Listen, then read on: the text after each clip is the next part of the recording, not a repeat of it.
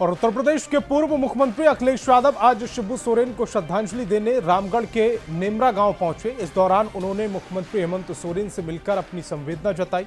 उन्होंने कहा कि गुरुजी का जीवन संघर्ष का जीवन भरा रहा है। आदिवासी भाई बहनों के लिए उनकी भाषा, उनकी संस्कृति, उनके जल जंगल जमीन के लिए गुरुजी ने आंदोलन का नेतृत्व किया। उन्होंने कहा कि देशोम गुरु एक बड़ी विरासत मुख्यमंत्री हेमंत सोरेन को देकर गए हैं। अब मुख्यमंत्री हेमंत सोरेन को इस विरासत को ईमानदारी पूर्वक आगे बढ़ाना होगा।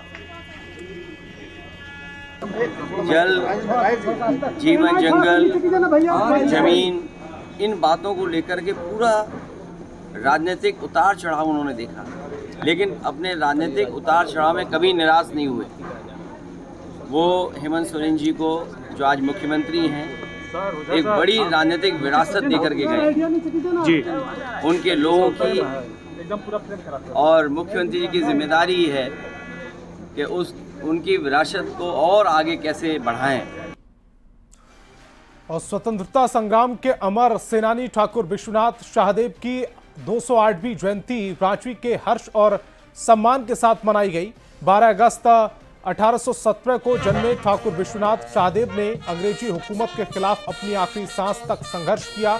उनकी वीरता और बलिदान को याद करते हुए ठाकुर विश्वनाथ शाहदेव फाउंडेशन ट्रस्ट की ओर से राजधानी के ध्रुवा गोल चक्कर और ठाकुर विश्वनाथ शाहदेव चौक पर भव्य समारोह का आयोजन किया गया। इस मौके पर फाउंडेशन ट्रस्ट के अध्यक्ष और शहीद के वंशजों ने अपने बलिदान की गाथा साझा की और आने वाली पीढ़ियों को उनके संघर्ष से प्रेरणा लेने की अपील की।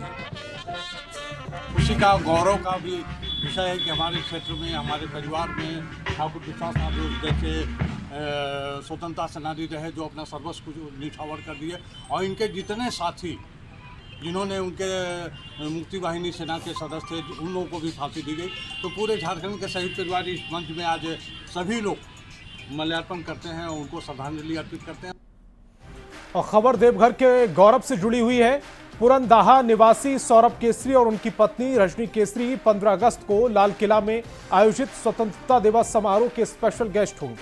भारत सरकार ने केसरी दंपत्ति को इसका आमंत्रण भेजा है। सौरभ केसरी और उनका परिवार पिछले 100 सालों से अधिक समय से औषधीय पौधों के क्षेत्र में काम कर रहे हैं। आज ही आयुर्वेदिक और पारंपरिक चिकित्सा पद्धति को बढ़ावा देने में अहम भूमिका निभा रहे हैं। लोगों की फ्लाइट की टिकट दी गई है, जो कि 13 तारीख को देहो एयरपोर्ट से है, और वापसी जो है वो 17 को है। और वहाँ पर रहने का, खाने का, और वो सभी मॉन्यूमेंट्स को भ्रमण करेंगे वहाँ हम लोग गवर्नमेंट के द्वारा। और जो भी आयुष मिनिस्ट्री के अंतर्गत जो भी संस्थाएं आती है, उनका भी अवलोकन होगा। ये हमारे लिए नहीं, हमारे शहर देवघर के लिए बहुत गौरव की बात है कि हम लोग स्वतंत्रता दिवस समारोह में चयनित हुए हैं और वहाँ पे जाके अपने देवघर शहर का नाम, अपने झारखंड का नाम गौरवान्वित करेंगे। और बहुत ही सौभाग्य वाली बात है जो हम लोगों को ये सुनहरा अवसर भारत सरकार द्वारा